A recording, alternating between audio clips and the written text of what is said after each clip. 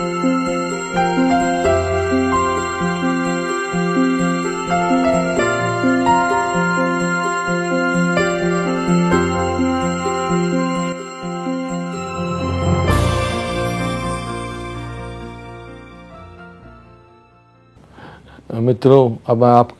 नमस्कार। अब मैं आपका सामने व्यापार विधि एवं नयाचार इस विषय वस्तु पर बोलने के लिए खड़ा हूँ। और जैसा एक आम बात होता है, व्यापार और नयाचार ये दोनों परस्पर विरोधाभास रखती है, लेकिन ऐसा नहीं है। इनमें मित्रता होना चाहिए और व्यापार जो नैतिकता के बिना किया जाता है, ऐसा व्यापार को किसी प्रकार का फ़ायदा नहीं होता है, क्योंकि व्यापार करने के लिए भी कुछ नीति नियम ये सब बहुत ज़रूरी है। जैसा father of the nation Mahatma Gandhi ji ने बहुत सही कहा है, बिना नैतिकता से जो व्यापार किया जाता है वो बहुत बड़ी पाप है। पाप का मतलब ऐसा समझ लीजिए इसको, क्योंकि जब आप व्यापार करते हैं तो समाज का जो जनता है वो आपके ऊपर विश्वास रखते हैं। और अगर आप नैतिकता का सिद्धांत को और नयाचार का सिद्धांत को आप भूल कर अगर व्यापार करते हैं, इसका मतलब आप केवल पैसा कमाने में अपना अभिरुचि रखे हुए हैं और उस वजह से समाज का जो जनता को बहुत प्रकार के नुकसान होता है। और हर व्यापारी ये समझना उनका परम पवित्र कर्तव्य होता है, जो व्यापार में नैतिकता है, व्यापार में नयाचार है, और इसी प्रकार से अपना व्यापार को उनको करना है। तो नयाचार मानव व्यवहार के क्षेत्र में से जुड़ा हुआ है। मानवों का व्यवहार तीन संदर्भ है: न्याय के मूल्यों की सराहना, नैतिकता पर केंद्रित कर्तव्य की अवधारणा बनाना, और सबसे इम्पोर्टेंट और सबसे महत्वपूर्ण, आप जो व्यापार करते हैं अधिकतम लोगों को वो सुख प्रदान करें। और जैसा मैं आपको बताया हूँ, आप न्याय की मूल्यों की सराहना, तो न्याय जिंदगी में व्यक्ति का विकास में बहुत बड़ा योजना करती है और व्यापार में भी ये बहुत बड़ा भूमिका निभाती है। और बिना न्याय से जो व्यापार किया जाता है वो एक प्रकार से समाज का जो माहौल है उसको अशुद्ध कर देता है और बहुत कई प्रकार का बीमारी का उसी से जन्म होता है। तो इसीलिए हर व्यापारी को न्याय के मूल्यों को हमेशा अपना व्यापार में इसको पालन करना चाहिए। और जो आपका कर्तव्य है, एक कर्तव्य बहुत बड़ी शब्द है। आजकल समाज में अधिकार की शब्द का ज़्यादा प्रयोग किया जाता है, हर जगह में अधिकार की भाषा में ही बोलचाल होता है, लेकिन कर्तव्य को शायद हम लोग भूल गए हैं। और कर्तव्य ही अधिकार का मूल होती है। और कर्तव्य से आप ये समझ लीजिए, हर व्यापारी का कर्तव्य केवल अपना बिजनेस का उन्नति के लिए, व्यापार का उन्नति के लिए, फायदा कमाने के लिए नहीं होना चाहिए। भला ही वो कर्तव्य ठीक है, लेकिन समाज के प्रति, समाज के जनता के प्रति उनका अपना एक जिम्मेदारी भी होना चाहिए, जिसको हम लोग कहते हैं सामाजिक कर्तव्य। और हर व्यापारी को इसको निभाना चाहिए और अधिकतम लोगों को उनका व्यापार का माध्यम से वो सुख प्रदान करें। और इसको हम लोग उपयोगीवाद सिद्धांत कहते हैं। जो उपयोगीवाद सिद्धांत का मतलब ये होता है, आप जो भी काम करेंगे वो समाज का जनता को उपयोग हो, उनको वो खुश सुख प्रदान करें, उनको वो अच्छा जिंदगी प्रदान करें। और इस प्रकार का जो एक उपयोगीवादी सिद्धांत है, हर व्यापारी को अपना व्यापार में इसको केंद्र बिंदु बना के आगे बढ़ना है। और जहाँ तक व्यवसाय का व्यावसायिक परिणामों को छोड़कर अगर केवल उनका नज़र प्रॉफिट्स कमाने में, मतलब कितना और पैसा कमाना है, अगर इसी पर अगर उनका नज़र होगा तो ऐसा व्यापारी समाज का बहुत बड़ा शत्रु है और नैतिकता का वो खिलाफ जा रहा है। और जो समाज का सबसे बड़ा शत्रु होता है, क्यों होता है? क्योंकि उनका अपना नज़र केवल और पैसा कमाने का है और उस पैसा कमाने का चक्कर में वो नयाचार और नीति को अगर अपनाता नहीं है, उसको छोड़ के वो गैर नीति से अपना व्यापार करता है, तो ऐसा व्यापारी बहुत जिम्मेदार व्यक्ति नहीं है और वो एक प्रकार से समाज का दुश्मन भी माना जाता है। और जब हम लोग एक बात करते हैं आपका समाज के प्रति उत्तरदायित्व होता है और इसको आपको निभाना पड़ेगा, और इसका बिना आप व्यापार को परिकल्पना नहीं किया जा सकता है। और नयाचार व्यापार का एक रणनीति में केंद्र बिंदु है। और इसके बाद मैं आपको ये बताना चाहता हूं, नयाचार मानव व्यवहार का क्षेत्र से जुड़ा है। भारत के व्यापारिक विधियां, और आप ये समझ लीजिए भारत में अनेक व्यापार विधियां हैं, जिस व्यापार विधियां का माध्यम से हम व्यापारी को अपना व्यापार करने में कुछ नियंत्रित करते हैं, और इस व्यापार विधियां का माध्यम से उनका ऐसा ज्ञान का बोध होता है जो व्यापार में निश्चित रूप से आप कुछ नयाचार, नीति, शास्त्र, ये तमाम चीजों को अपनाते हुए आपको व्यापार करना चाहिए। और ये जो भारत का व्यापारिक विधियां हैं, आजकल विदेशी इन्वेस्टमेंट भारत में बहुत ज्यादा है, और इसके पीछे हम वो कारण सोचते क्यों विदेशी लोग आके भारत में अपना पैसा रखना चाहते हैं, भारत उनको क्या भरोसा दिया।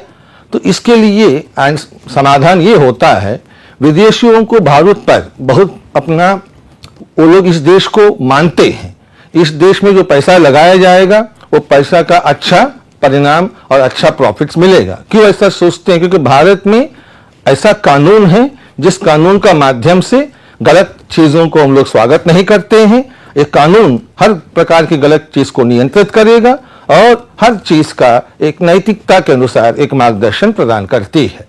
और इसी वजह से विदेशी में जितना भी व्यापारी गण है वो भारत में अपना पैसा निवेश करने के लिए उनका उत्साह है, और भारत भी ऐसा माहौल बनाया, इस माहौल में सबसे बड़ा भूमिका निभाती है भारत का जो व्यापारिक विधियां हैं, और ये अनेक प्रकार का विधियां हैं।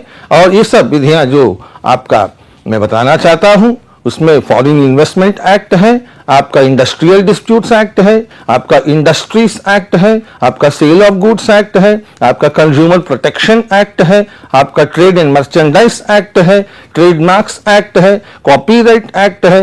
ये सब आपका भारत में जितना व्यापारिक विधियां हैं, ये विधियां बहुत महत्वपूर्ण भूमिका निभाती है, और ये विधियों का माध्यम से जो व्यापारी अपना व्यापारी को उसी का परिसीमा में भीतर रहते हुए उनको व्यापार करना है, जो नैतिकता का संरक्षण होता है, मानवीय मूल्यों का संरक्षण होता है, जिससे ये प्रस्फुट होता है केवल पैसा कमाने के लिए ही व्यापार नहीं किया जाता है, बल्कि जो व्यापारी है उनका सामाजिक जिम्मेदारी है, जिस इस कानून में आपको ये व्यक्त हुआ है।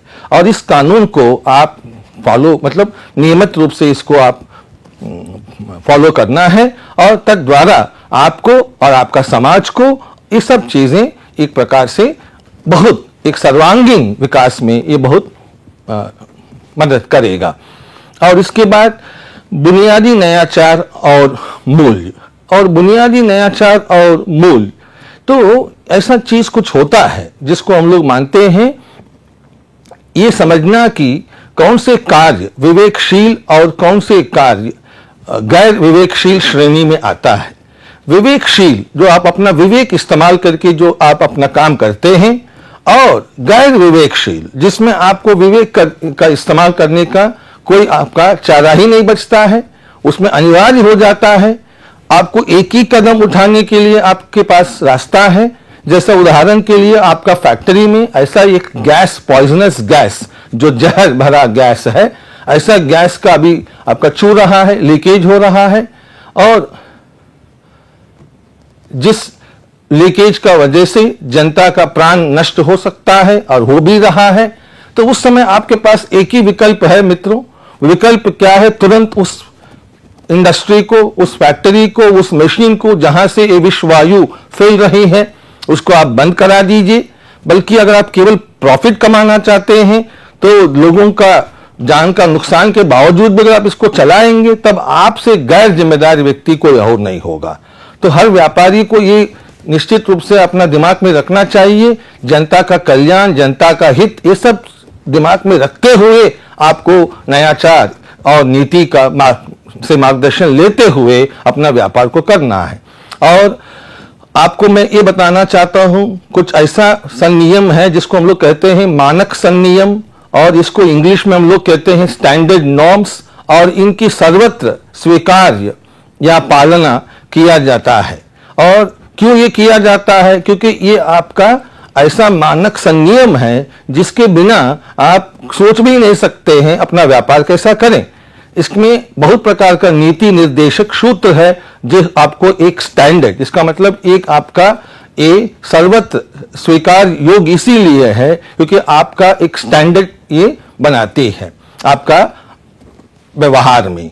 और इसके बाद विशिष्ट संनियम, इसको हम लोग इंग्लिश में कहते हैं स्पेसिफिक नॉर्म्स, और ये संगठन के लिए अत्यंत संगत है। इसका मतलब ये आपको लिए बहुत जरूरी है और इसके बिना जैसा परिस्थितियों के अनुसार, स्पेसिफिक सिचुएशन के अनुसार जैसा परिस्थितियां हैं वैसा आपका नयाचार उसके अनुसार बनेगा। और ये हर व्यापारी को हर कदम में वो जो उठाते हैं उसमें उनको हमेशा इससे मार्गदर्शित होना चाहिए जो मानवीय मूल्य, जैसा आपको बताया हो, ये तमाम चीजों के आधार पर ही व्यापार किया जाता है। और विरोधी प्रक्रियाओं को स्वीकार करने से इनकार करें। इसका मतलब आपका अपना एक बॉस है, जो बॉस आपको नौकरी दिया है, जो आपका मालिक है, वो आपको नौकरी दिया, वो आपको ऐसा एक आदेश करता है जो आदेश का वजह से वहां नुकसान, जनता का हित में नुकसान होगा और जनता को वहां कष्ट होगा।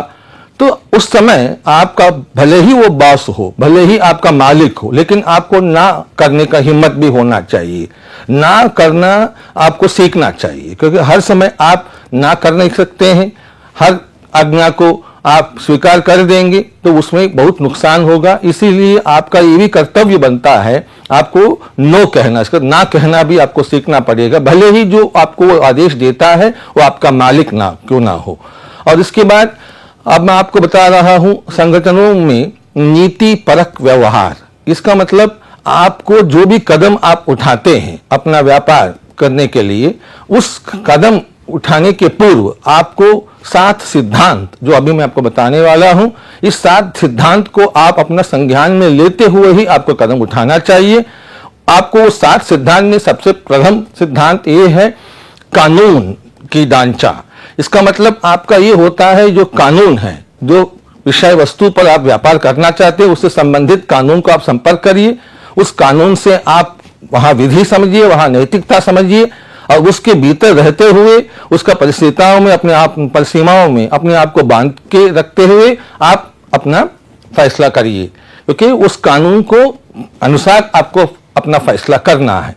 और नियम एवं प्रक्रियाएं, तो हर चीज का कुछ नियम होता है, जिंदगी जीने का भी नियम होता है। जैसा हम लोग उदाहरण के लिए सवेरे जगते हैं, ब्रश करते हैं, नहाते हैं, पूजा करते हैं, सब हर व्यापारी को भी अपना व्यापार करने में कुछ नियम और प्रक्रियाएं ये बहुत जरूरी होता है, जिसके बिना व्यापार करना अधूरा हो जाता है। और सिद्धांत, तो सिद्धांत बहुत जरूरी है और सिद्धांत के बिना आप कुछ भी काम नहीं कर सकते हैं। सही और गलत की समझना, इसका मतलब ये होता है जब से हम लोग एक उम्र में आते हैं तब से हम लोगों का एक अंतरात्मा होती है जो हम लोगों को ये बताती है क्या सही है क्या गलत है। उस आवाज को हम लोगों को सुनना पड़ेगा और उस आवाज से भी हम लोगों को मार्गदर्शित होना चाहिए। और भरोसा एवं प्रतिबद्धता, भरोसा एवं प्रतिबद्धता, इसका मतलब ट्रस्ट एंड कॉन्फिडेंस, तो ये आपके लिए बहुत जरूरी है क्योंकि जिस ग्राहक से आप अपना व्यापार करते हैं वो ग्राहक आपके प्रति एक सद्भावना वो अपने आप महसूस करें आपसे और प्रतिबद्धता महसूस करें। और आदर्श व्यक्ति, इसका मतलब आपको जिंदगी में कहीं ना कहीं एक व्यक्ति आदर्श लगा होगा, महात्मा गांधी जी जैसा, अंबेडकर जी जैसा और एक नेल्सन मंडेला जी जैसा। तो आप अपना व्यक्ति जिसको आप आदर्श मानते हैं उनका चरण में आप अपना कदम रखते हुए आप उन्हीं से मार्गदर्शित होकर अपना काम करें और कार्य करने के पहले जांच लें जो आप काम कर रहे हैं वो सही ढंग से कर रहे हैं, गलत कर रहे हैं, तो आप अपने से पूछिएगा। ये सब समाधान होने के पश्चात आप अपना निर्णय लीजिए। जब इस 7 कदम के अनुसार आप जो भी फैसला करते हैं निश्चित रूप से वो आपका फैसला एक मानव कल्याण के लिए, जनता का कल्याण के लिए, आपका अपना हित के लिए सब स्वीकार योग्य होता है। और मैं व्यापार कार्य कलापों के लिए आचार्य संहिता ये बहुत जरूरी है क्योंकि हर समय हम लोग इसको पालन करना पड़ता है क्योंकि ये आचार्य संहिता है। और इसमें मैं आपको ये बता रहा हूं, आप अपना व्यक्तिगत प्रयोजन के लिए कार्यालयों के संशोधन को आप प्रयोग ना करें। क्योंकि बहुत सारे हम लोग देखते हैं आप अपना कार्यालयों की जो धन है उसको आप अपना व्यक्तिगत कार्य के लिए खर्चा करते हैं, तो ऐसा आपको नहीं करना चाहिए। अपना सहकर्मियों की उनके व्यक्तिगत कमियों को लेकर आलोचना ना करें। आपका अनेक प्रकार का सहकर्मी होते हैं जिसका अनेक प्रकार का कमियां होता है, उस कमियां को आप चर्चा ना करें और उनको अपमान ना करें और महिला कर्मियों का पर्याप्त सम्मान दें। तो ये बहुत जरूरी है क्योंकि महिला कार्मिक आजकल बहुत विशेष रूप में वो आ रहे हैं काम करने के लिए और इसमें उनके साथ सेक्सुअल हरासमेंट भी होता है, लैंगिक अपराध, जिसमें सुप्रीम कोर्ट ने, भारत का सर्वोच्च न्यायालय ने विशाखा केस में बहुत प्रकार का मार्गदर्शन किया, कैसा महिला कर्मियों के साथ आपको पेश होना चाहिए। तो ये सब मार्गदर्शन से आप समझते हुए आप अपना कदम उठाइए। मुख्य रूप में महिला कर्मियों को आप इज्जत दीजिए और पक्षपात की भावना दर्शाइएगा मत, और पक्षपात ना तो करें ना तो इसको दर्शाइए आप, और कंपनी के गोपनीय सूचना को गुप्त बना के रखें क्योंकि कंपनी आपका ऊपर विश्वास किया और जिस कंपनी आपको रोटी कपड़ा मकान देती है उस कंपनी के प्रति आपका कुछ बेसिक धर्म होता है, मूल्य धर्म होता है, उसको आप निभाएं। कंपनी का गोपनीय सूचना को आप अपना उनका प्रत्यर्थी को किसी को मत बताइए और सहकर्मियों पर भरोसा रखें। भरोसा बहुत बड़ी शब्द होता है, उनका पीछे जासूसी मत करें, उनको ये विश्वास दिलाइए हम सब लोग एक परिवार है और उनका कमी को आप अपने अंदर रखिए, तब सहकर्मी आपको मन से काम करेगा। और जिम्मेदारी से विश्वास प्रकट करें। गलत सूचना देना अनैतिक है, आप गलत सूचना कभी मत दीजिए, अपना कस्टमर को मत दीजिए, ग्राहक को, अपना एम्प्लॉयर को मत दीजिए, अपना देशवासियों को मत दीजिए। और वरिष्ठों को कनिष्ठों से व्यक्तिगत लाभ नहीं लेना चाहिए। उदाहरण के लिए अनेक जगहों में वरिष्ठ व्यक्ति अपना कनिष्ठ व्यक्ति से गलत फायदा उठाते हैं और कनिष्ठ व्यक्ति के पास कोई चारा नहीं बचता है, कोई विकल्प नहीं है, लेकिन वरिष्ठ व्यक्ति को एक उदाहरण बनना चाहिए। और ये सब समझाने के बाद मैं उम्मीद करता हूं आपको व्यापार और नीति में किस प्रकार के संबंध है और किस प्रकार का एक जरूरी है नीति और नयाचार व्यापार करने के लिए। मैं समझता हूं आपको ये सब समझ में आया होगा। अगर इसके बावजूद भी कुछ आपका दिमाग में संदेह रहेगा तो आप हम लोगों का वेबसाइट में जाइए, वहां आपको पर्याप्त वहां मटेरियल उपलब्ध है जो आप उसको कंसल्ट करके अपना डाउट को निवारण कर सकते हैं। और मैं आपको अंतिम रूप में धन्यवाद देना चाहता हूं।